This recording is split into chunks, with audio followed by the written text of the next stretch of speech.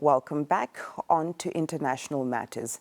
The Group of 20 or G20 was founded in 1999 after the Asian financial crisis of 1997 to 1998 as an informal forum of the finance ministers and central bank governors of the most important industrialized and developing economies to discuss financial stability.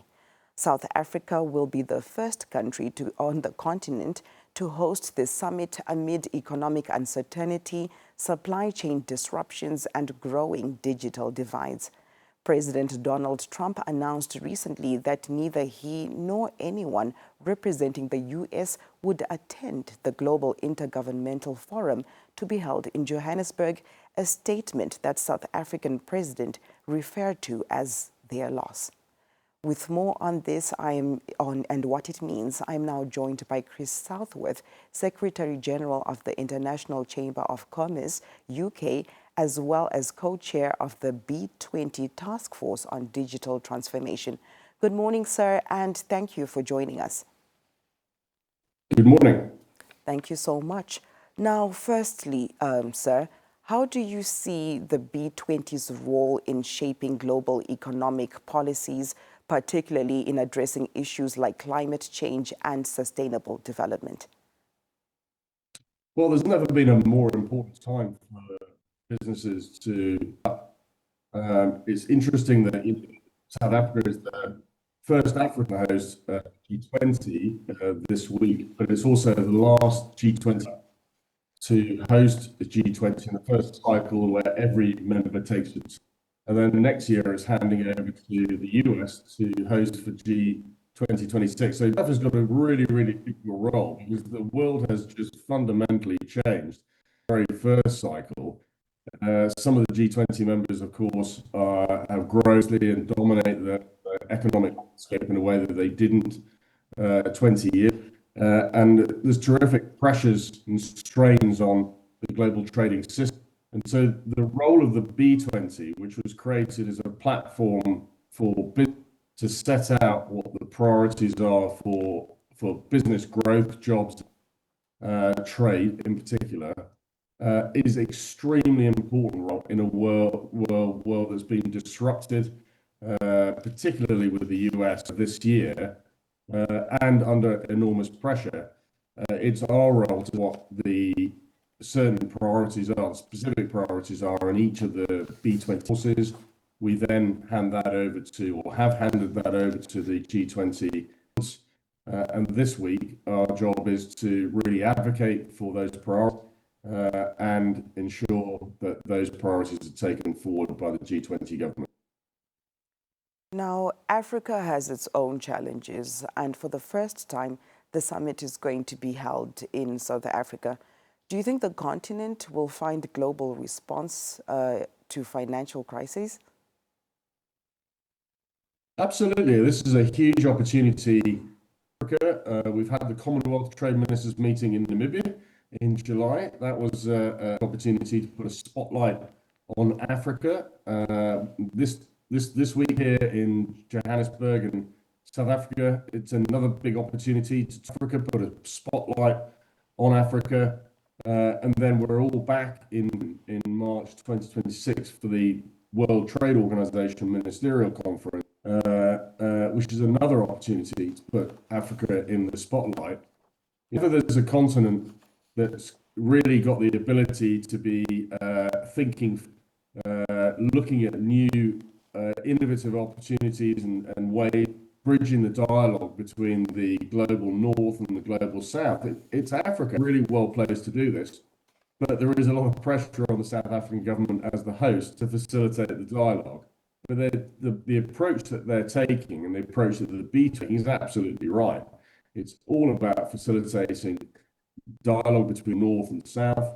It's all about promoting cooperation in a world that is connected, and it's specifically for Africa about putting a big focus on opportunities for trade, investment, and jobs. Talking now about businesses, how can businesses help rebuild trust and cooperation between nations in a fractured global economy? Sorry, the sound was quite low there. Yes, I was just saying, speaking on businesses, how can businesses help rebuild trust and cooperation between nations in a fractured global economy? Yeah, that's a really, really good question. I think that it's really important that businesses engage. A lot of work has been done, so we're not going to see terrific change necessarily this week, but it's absolutely vital that we are present, which is why I'm here, as are many others from around the world, to show government what we're asking for is vital to keeping trade and ensuring that we are at the table as businesses in order to get that trust of governments that what we are recommending it is going to promote inclusion. It's not some benefiting and others not. This is about everybody benefiting and putting forward recommendations that will ensure that specifically the small companies and specifically the smaller economies will benefit just as much as the big economies. But businesses play a crucial in brokering that conversation and promoting economic activity. Now, you spoke briefly already about inclusivity and inclusion and thereof, but what really is the role of digital transformation in driving inclusive growth and global competitiveness? Yeah, I mean, one of the interesting things about, if you look back over the last years, technology is one of those areas that has just advanced dramatically, and it's both created frictions and tensions in terms of the way we manage data. We have to learn to coexist, certainly between the US, Europe, and China, and India, and those sort of bigger economies. But the truth is that digital trade and digitalization of trade, the digital economy in general, offers enormous benefits to drive your efficiency, more productivity. We live in a world that the trade incredibly antiquated. A lot of it still operates on paper, which people aren't necessarily. It's very slow, it's complex, it's bureaucratic. We don't need any of that in today's world. We operate far, far more efficiently. A trade transaction can be done in 1 or 2 hours, whereas normally it's months for a shipment of goods to be transferred from one company, a seller, to a buyer. That's not necessary anymore. We can get goods through customs far quicker. We can get goods from A to B far, and all of that is down to the use of technology and smarter and more advanced.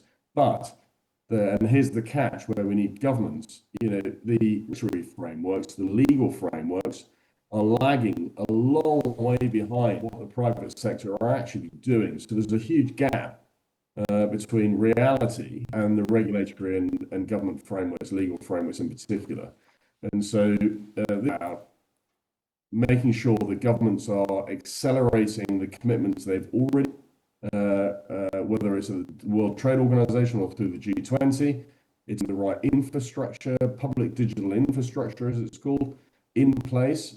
Fees for businesses being one example of those, legal frameworks being another of those, accessing finance for small companies that far, far smarter ways than we've ever done before.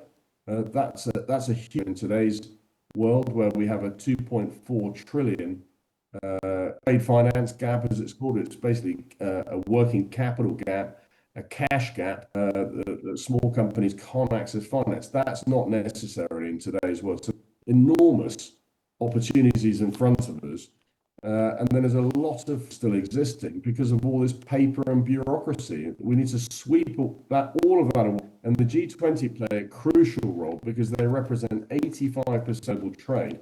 85% of the global system is run by G20, the G20. So they need to lead by example.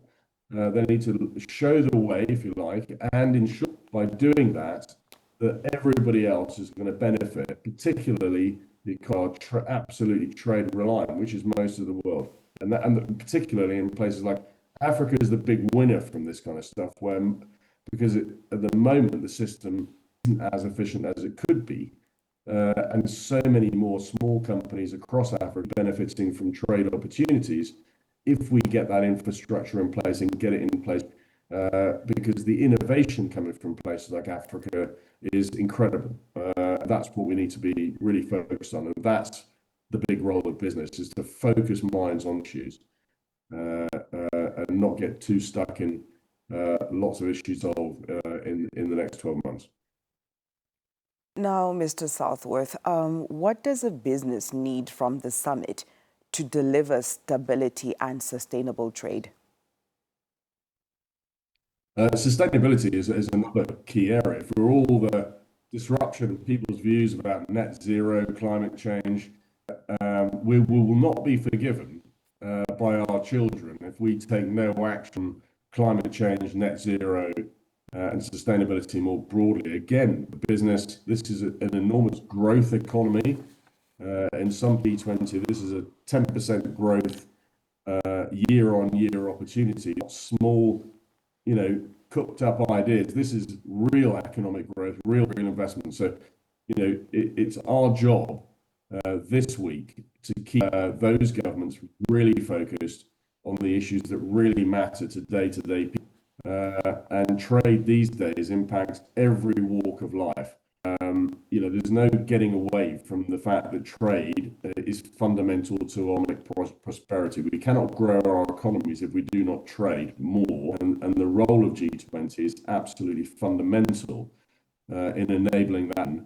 And the role of business, particularly the likes of ourselves and task force chairs this week, is to ensure that the governments don't lose focus, get distracted in all the other things that are going on in the world, and make sure that they are progress on both the recommendations we are making this week and have been over the last number of weeks since the summer, and advance they have already made but not delivered on.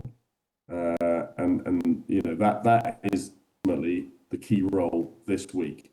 Make sure that when all the governments are on the weekend, it's crystal clear what we are asking, expecting from our respective governments. Now, focusing on the absence of the US at the summit, will this be of any significance? And if so, of what significance exactly?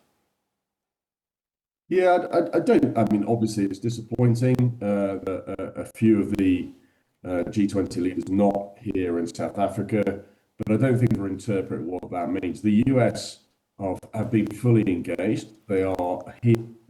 Whether Donald Trump is here or not, I don't think that is ultimately a major issue. The most important thing is the government have been involved in the process. They are here in the process. Even though the representation isn't necessarily as seen as we want it to be. And of course, they will be taking over G20 for 2026, and there will be a handover from South Africa to the US. So I don't think we should overread it. We know there are frictions and tensions going on. I would suggest let's focus on the key priorities and engaging with government in terms of their representation here in Johannesburg. Now, as we conclude, Mr. Southworth, what outcomes are you expecting from the summit? Well, as always with businesses, we want concrete, tangible, practical outcomes that are going to make a difference for business. And so each of the tasks, the digital transformation task force that we've been part of the co-chair, we want our recommendations adopted. There will be a communique at the end of the G20, at the end of the weekend, after the governments have been together, and we'll be very closely at what the governments will have actually committed to. But, for it's all about concrete, tangible outcomes that are going to act difference, and we want real commitments where governments are actually going to take action, not just make commitments and do nothing, which is always the accusation. The big messages, this year will certainly be about cooperation, but it's also now the time when the global economy is under terrific pressure. It's not the time to be walking away without making, ambitious commitments, are going to enable small companies and countries like South Africa and Africa to benefit and be more prosperous. It's absolutely vital, the action that they take in terms of the leadership role they play in the global economy. Thank you so much, and all the best with the summit.